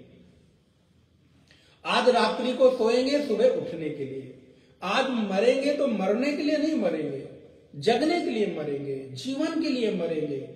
इसलिए इस मरने का कोई बहुत मतलब है नहीं, इस सोने का कोई बहुत मतलब है नहीं। सो जाते कब के लिए? बोले जब सोने के बाद कभी उठने की स्थिति न बने। इसलिए पलटू कहते हैं साधो तुम मरते नहीं। इसलिए कई बार बहुत सारे लोग कहेंगे कि महाराज क्या करें, अब तो जीवन, अरे तो क्या हो गया, उसे क्या हो जाने वाला है? भगवत पाद कहते हैं कि जहां जाके परम विश्राम मिल जाए। कबहू कहो, जैसे गोस्वामी जी कहते हैं, कबहू कहो या रहन रहूंगो, साधु स्वभाव बहूंगो। क्या कभी ऐसा अवसर आएगा प्रभु कि मुझे भी साधु बनने का अवसर मिलेगा? बोले अभी क्या हो? गोस्वामी जी को पूछा जाए अभी क्या हो? बोले अभी साधु नहीं, अभी साधु बनने की राह पर हूं। तो जो गोस्वामी जी कहते हैं अभी कबहू कहो या रहन रहूंगो, जासु कृपा से साधु स्वभाव बहूंगो। उनकी कृपा से, जासु कृपा, हरि कृपा, राम कृपा से साधु का स्वभाव गहन कर लूं, धारण कर लूं। कभी कोई ऐसा अवसर आ जाए कि असल में जीवन में साधुता उतर आए। अभी तो हम सब लोग साधु होने की राह पर है, साधु थोड़ो मैं। जैसे एमबीबीएस में दाखिला लेने के बाद कोई तुरंत डॉक्टर थोड़ा बन जाता है, 5 साल पढ़ने के बाद डॉक्टर बनता है। लेकिन आला और वो झोला वो टाइप वो जो पहन लेते हैं, क्या सदरी, हाँ, उसको पहन लिया तो लगता है कि अब ये डॉक्टर ही बन गया। तो भी डॉक्टर थोड़ा सब लोग कहने भी लगते हैं। एडमिशन लिया उसी दिन से घर पड़ोसी माता पिता, और डॉक्टर वो डॉक्टर वो डॉक्टर, कैसे वो जान रहा है यार अभी मैं कोई डॉक्टर नहीं, अभी ABCD नहीं आती मुझे उसकी। अभी एक किताब, एक दवा पूछ लो तो डरते डरते बेचारा एक दवा नहीं लिख सकता। उससे ज्यादा दवाई तो घर में रहने वाले बिना मेडिकल पढ़े हुए लोग लिख देंगे, जाओ चाहिए क्या कहते हैं एंटीबायोटिक खा लो, ये पैरासीटामोल खा लो, वो नहीं लिख सकता। लेकिन लोग कह क्या रहे हैं, डॉक्टर डॉक्टर। तो गोस्वामी जी कहते हैं यार हमने पहना है, अभी साधु थोड़ो बने। वो तो कभी कभी ऐसा जीवन में भाव घटित हो कि मैं साधु बन जाऊं। तो गोस्वामी जी कहते, भगवत पाद शंकराचार्य कहते हैं कि अविद्यादि महाक्लेशैहि मदादि क्लेशैश्च वशीकृतानां विश्रांतिं कांक्षमाणानां विश्रामम मोक्षम करोति विश्रामः। इसलिए भगवान विश्राम देने का काम करते हैं। जहां पर मेरा श्रम छूट जाए, विगतः श्रमः इति विश्राम, जहां पर हमारा श्रम विगत हो जाए, चला जाए, बीत जाए, उसको विश्राम कहते हैं। आप कहीं कहीं कोई जगह जाते महाराज, वहां जाके बड़ा विश्राम मिला, इसका मतलब जो आपके भीतर श्रम था, थकान थी, वो बीत गई, वो चली गई, इसलिए आपको विश्राम मिला। हमारे आपको विश्राम कब मिलेगा? बोले जब इस अविद्या से, इस आसक्ति से, इस बंधन से, इस बंधन रूपी श्रम से, दुख से बीत जाए, निकल जाए, तब मुझे विश्राम मिले। विश्वस्मात् दक्षिणाः शक्तः विश्वेषु कर्मसु दाक्षिणायद्वा विश्व दक्षिणा। भगवान का एक नाम विश्व दक्षिणा है, सबसे दक्ष और कुशल है। विश्व में जो सबसे ज्यादा प्राणियों में दक्षता और कौशल हम देखते हैं, उस सबके एकमात्र दाता अगर कोई है तो वो परमात्मा है। हम और आप तो उनके एक अंश को भी ग्रहण नहीं कर पाते, इसलिए परमात्मा का एक नाम विश्राम है। तो इस विश्राम को ही विश्राम दिया जाए कि अभी तो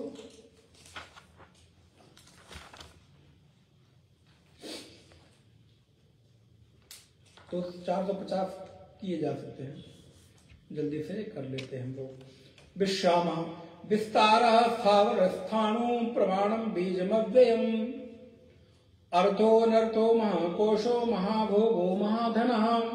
भगवान का एक नाम विस्तार है, अर्थात जो सीमा में भरोसा नहीं रखते, जिनकी नीति क्या है?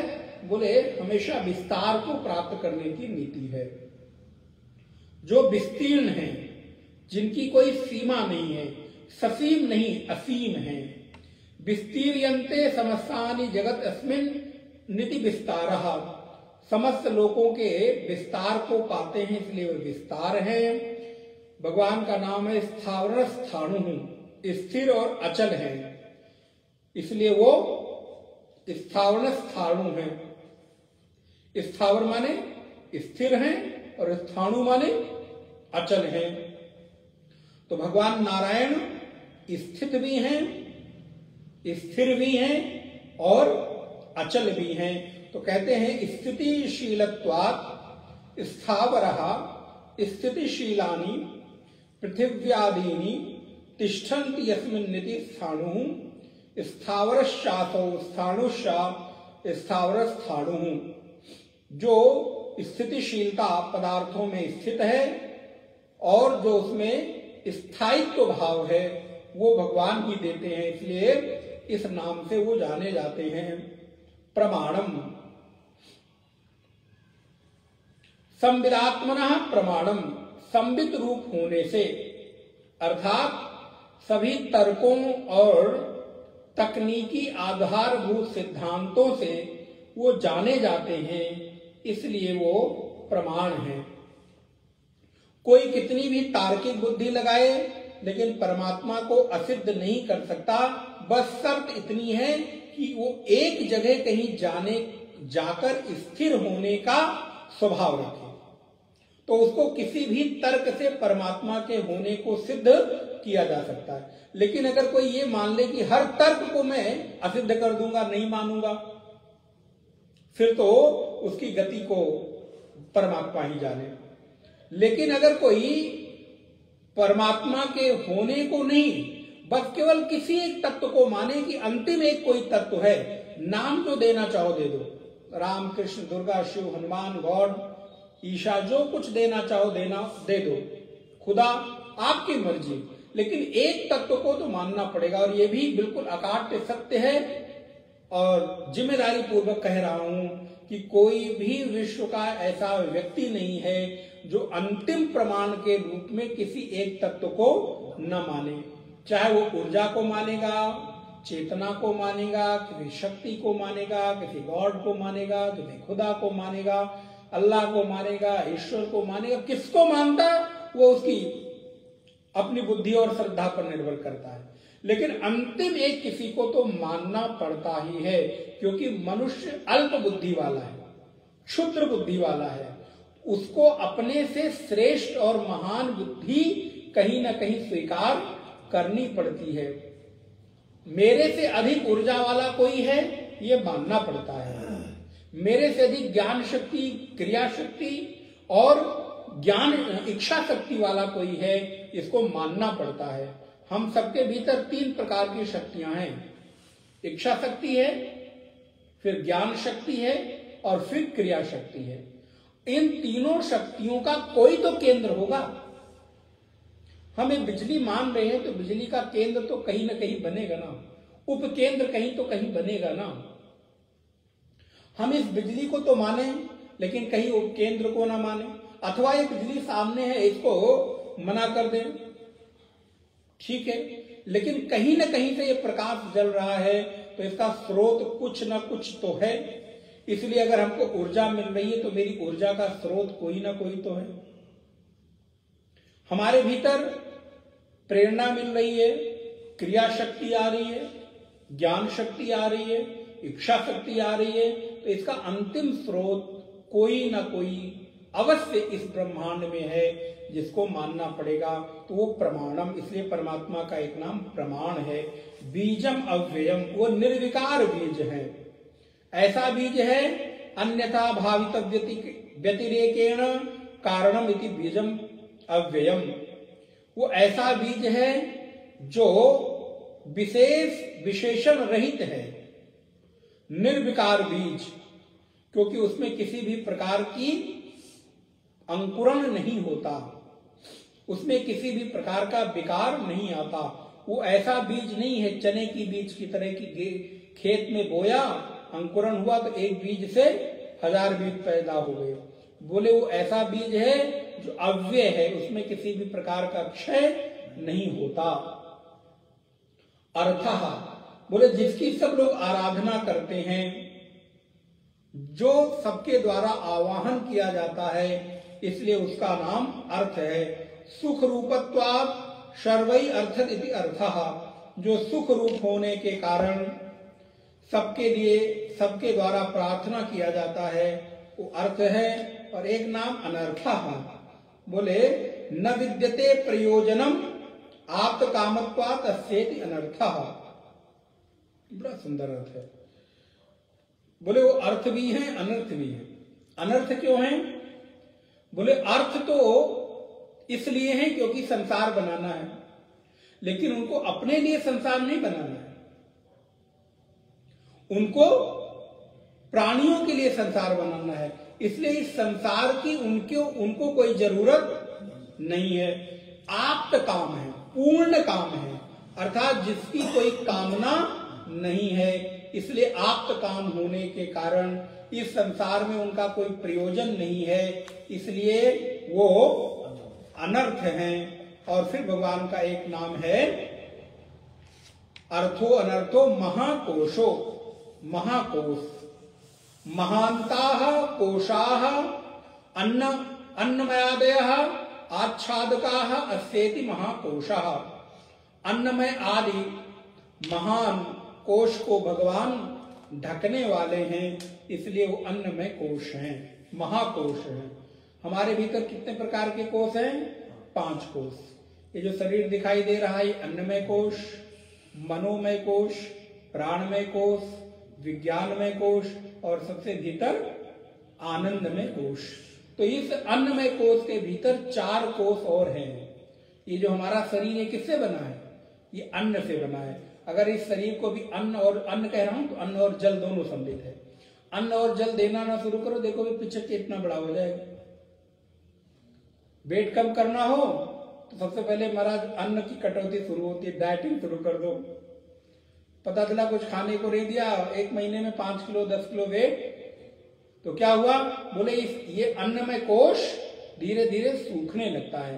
तो ये जो शरीर है, ये शरीर हमारा अन्नमय कोश से बनता है और इसी से पोषण पाता है। इसलिए अन्नमय कोश के पोषण के लिए इसको अन्न और जल देना जरूरी है। इसलिए भगवान इस शरीर को धारण करते हैं, इस शरीर को पालन करते हैं, आच्छादन करते हैं, ढकते हैं, इसलिए उनको महाकोश कहते हैं।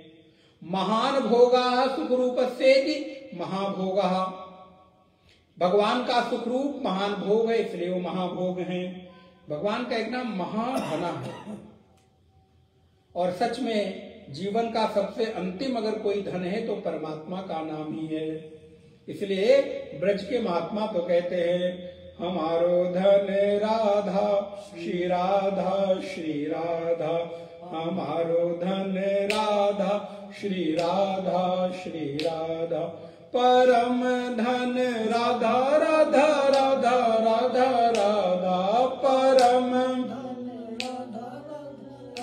राधा राधा, हमारो धन राधा श्री राधा श्री राधा, जीवन धन राधा श्री राधा श्री राधा, हमारो धन राधा श्री राधा श्री राधा, हमारो हमारो धन राधा श्री राधा श्री राधा, हमारो धन राधा श्री राधा श्री राधा, परम धन राधा राधा राधा राधा राधा, परम धन हमारो धन राधा श्री राधा श्री राधा, हमारो धन राधा श्री राधा श्री राधा। तो भगवान कौन है? बोले महाधन है। इसलिए भगवान का एक नाम महाधन है। और परमानंद धन से बहुमूल्य धन तो कुछ हो ही नहीं सकता। इसलिए भगवान का एक नाम महाधन हो गया। तदुपरांत कहते हैं कि भगवान का एक नाम है अनिर्विण्णः। अनिर्विण्णः जिसमें कोई निर्वेद नहीं है, अर्थात आप्त कामत्वात् निर्वेदः अस्य न विद्यते इति अनिर्विण्णः। जिनकी सभी कामनाएं प्राप्त हो गई हैं इसलिए वो अनिर्विण्ण है। इस्तविष्टः एक नाम इस्तविष्टा है। जो स्थूलतम है उनका नाम इस्तविष्टा है, अर्थात संपूर्ण ब्रह्मांड ही जिनका रूप है इसलिए वो इस्तविष्टा है। और अभुः जिसका जन्म नहीं होता, भू माने जन्म और अभू माने जिसका जन्म नहीं होता, इसलिए भगवान कौन है? अजन्मा है। भगवान के माता पिता बोले कोई नहीं, क्योंकि जिनका जन्म होता है उनके माता पिता होते हैं। वो कौन है? स्वयंभू। ईसावास उपनिषद में क्या कहते हैं कि याथा तत्त्वतो अर्थान। वो कौन है? बोले स्वयंभू है। फिर धर्म यूपः, यूप का अर्थ होता है स्तंभ और धर्म का अर्थ हुआ धर्म जो धारण किया जाए। तो वो धर्म को धारण करने के स्तंभ हैं। जैसे महाराज बलि के यज्ञ में भगवान जाकर बलि को धर्म के स्तंभ से बांधते हैं, क्योंकि उसके जीवन का लक्ष्य है कि कभी मैं किसी को मना नहीं करता। भगवान ने कहा तुम्हारे इस प्रण को, तुम्हारी इस प्रतिज्ञा को मैं पूरा करूंगा। सहयोगी बने भगवान। इसलिए भगवान धर्मयूप हैं। और महामखः, मख माने होता है यज्ञ, तो महामखः भगवान महायज्ञ के कर्ता हैं। ये संसार पूरा यज्ञ स्वरूप है। यज्ञ में क्या होता है? आहुति होती है। यज्ञ का मतलब होता है जहां देने की भावना प्रबल हो उसको यज्ञ कहते हैं। वो धर्म यज्ञ है, ज्ञान यज्ञ है, महायज्ञ है। हाँ, विभिन्न प्रकार के यज्ञ होते हैं। भगवान कैसे यज्ञ हैं? बोले महायज्ञ। बोले कैसे? क्योंकि पूरे संसार को ही उन्होंने देने के लिए बनाया। अच्छा देखिए, संसार में कोई ऐसी चीज बताओ जो लेती हो। सब दे ही रहे। सूर्य क्या ले रहा है? सूर्य नित्य यज्ञ कर रहा है, क्योंकि उसके भीतर केवल और केवल देने का ही संकल्प है। चंद्रमा, नक्षत्र, तारे, वायु, जल, अग्नि, आकाश, पृथ्वी, संसार की कोई भी चीज जो परमात्मा ने बनाई है वो देने के बाद आपसे कुछ लेती नहीं, बल्कि प्रतिक्षण दे ही दे रही है। इसलिए वो महायज्ञ करता है। परमात्मा की सारी वनस्पतियां, औषधियां। अब बात अलग की है कि मैं पानी, फ्री का पानी लेकर और उसको 50 रुपए बोतल और 5 स्टार में चला जाऊं, 500 रुपए बोतल बेचने लग जाऊं, तो उसमें उनकी कोई गति नहीं है। लेकिन उन्होंने आपके लिए जल वायु शुद्ध उपलब्ध करा रखी है। अब आप उसमें मिश्रित करते हो, गंदा करते हो, नदियों को अपवित्र करते हो, तो वो तो साफ करने नहीं आएंगे। इसलिए मैं तो कई बार कहता हूं, गंगा को पवित्र करने के लिए लाखों करोड़ों हजारों लाखों का बजट हम इशू ना करें, सैंक्शन ना करें, बल्कि उसको अपवित्र होने से कैसे बचा सके इस पर कार्य करने अपने आप काम हो जाएगा। गंगा अपवित्र थोड़ो है, गंगा तो अपने आप में पूर्ण पवित्र है। अपवित्र करके हम उनको पवित्र करने का नाटक करते हैं, ढोंग रचते हैं। गंदा किसने किया? हम कर रहे हैं। वायुमंडल को दूषित कौन कर रहा है? हम कर रहे हैं। और फिर हम उसको साफ करने के, स्वच्छ करने का बेड़ा उठाते हैं। मिट्टी बचाओ का आंदोलन चलाते हैं, नदी बचाओ का आंदोलन चलाते हैं। इसलिए परमात्मा की सृष्टि जैसी है वैसी रहने दो, आप उसको छेड़छाड़ मत करो। प्रकृति के लिए वो बिल्कुल वरदान है। इसलिए तो पूज्य गुरुदेव कहते हैं, हम प्रकृति से जितना लेते हैं उससे अधिक पैदा कर बांट देने के लिए कटिबद्ध रहे। हमारे ऋषियों ने कहा, गंगा में गए, स्नान किया, स्नान करने से मना नहीं कर रहा हूं, करो, अपने मल को धो, लेकिन उसके बदले जो स्नान करके उस नदी को अपवित्र किए हो, इस संसार की सबसे स्वच्छतम वस्तु है दुग्ध, जाके 5 लीटर दूध चढ़ा दो, अभिषेक कर दो, दीप जलाकर प्रणाम करके आओ कि मैंने अपने मल को, अपनी अपवित्रता को तुमने धोया है, मुझे क्षमा करना। लेकिन हाँ, उतने ही बदले मैंने उसमें स्वच्छ अपनी तरफ से कृतज्ञता के रूप में दूध डाल दिया। हमारे दूध के लिए गंगा की तरफ नहीं रही है, वो तुम्हारी कृतज्ञता है, तुम्हारी अपनी इंसानियत है। अपने स्वरूप में तुम्हें किस प्रकार से धर्म को बचाए रखना है, ये आपके लिए है। नहीं डालो, नहा के चले आओ, कहां हो आपको डंडा लेके पीछे पड़े हुए। इसलिए वायुमंडल को, नदियों को, पहाड़ों को हम पवित्र रखिए। परमात्मा धर्मयूप है, महामक है, नक्षत्र नेमी, नक्षत्र का मध्य केंद्र है, इसलिए भगवान का नाम नक्षत्र नेमी है। नक्षत्री, जो नक्षत्रों का स्वामी चंद्रमा है, इसलिए नक्षत्रों में मैं चंद्रमा हूं, भगवान ने गीता में बोला। इसलिए भगवान का नाम नक्षत्रीय। क्षमा, जो सभी कार्यों में परम रूप से कुशल हैं, जो सभी को सहन करते रहते हैं, इसलिए भगवान का नाम क्षमा है। क्षमा, जिसमें कभी कोई अभाव नहीं है, संपूर्ण रूप से जिसमें सब कुछ हमेशा विद्यमान रहता है, इसलिए परमात्मा का एक नाम क्षमा है। समस्त कार्येषु समर्था क्षमा, क्षमता इति वा क्षमया पृथ्वी समः। वाल्मीकि का वचना, वाल्मीकि में कहते हैं कि मैं सभी को सहन करता हूं और सर्व विकारेषु क्षपितेषु स्वात्म अवस्थितः इति क्षामः। सभी विकारों के क्षीण हो जाने पर भगवान आत्मभाव से स्थित रहते हैं, इसलिए उनका एक नाम क्षमा है। समीहना, जिनकी इच्छाएं शुभ हैं, इसलिए भगवान का नाम समीहना है। यज्ञः यज्ञो महेजस्य क्रतु सत्रम सताम गतिः, सर्वदर्शी विमुक्तात्मा सर्वज्ञो ज्ञानमुत्तमः। यज्ञ, जो यज्ञ स्वरूप है, इसलिए यज्ञ नाम है। इज्जा, जो यज्ञों के द्वारा आवाहन किए जाते हैं, इसलिए इज्जा नाम है। महेजस्य, जो सबसे अधिक आराध्य हैं, सबसे अधिक पूज्य हैं, इसलिए महेजस्य हैं। क्रतु, ये एक प्रकार का यज्ञ है जिसके स्तंभ पर बलि आदि दी जाती है। परमात्मा कहते हैं वो मैं हूं, इसलिए परमात्मा का एक नाम क्रतु है। और सत्रम, जो परमेश्वर सत्य की रक्षा करते हैं, सत्य की रक्षा करते हैं, इसलिए वो सत्रम है।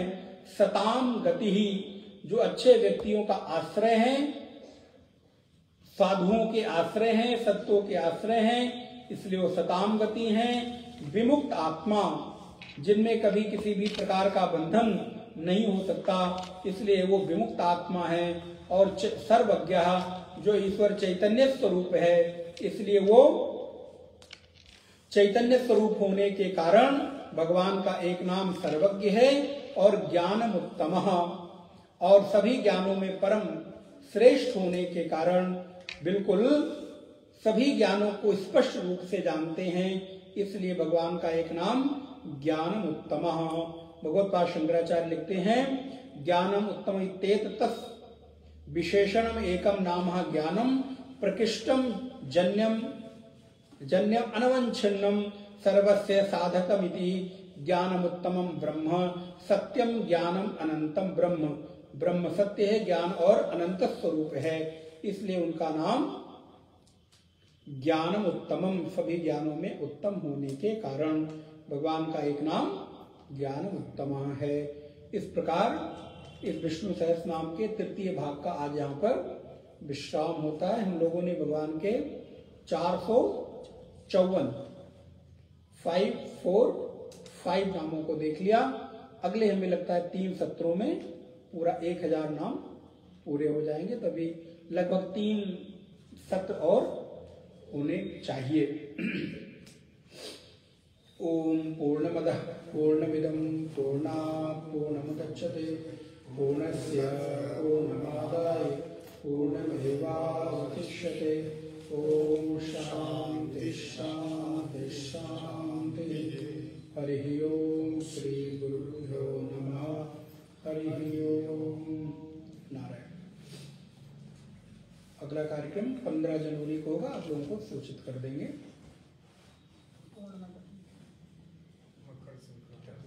मकर संक्रांति।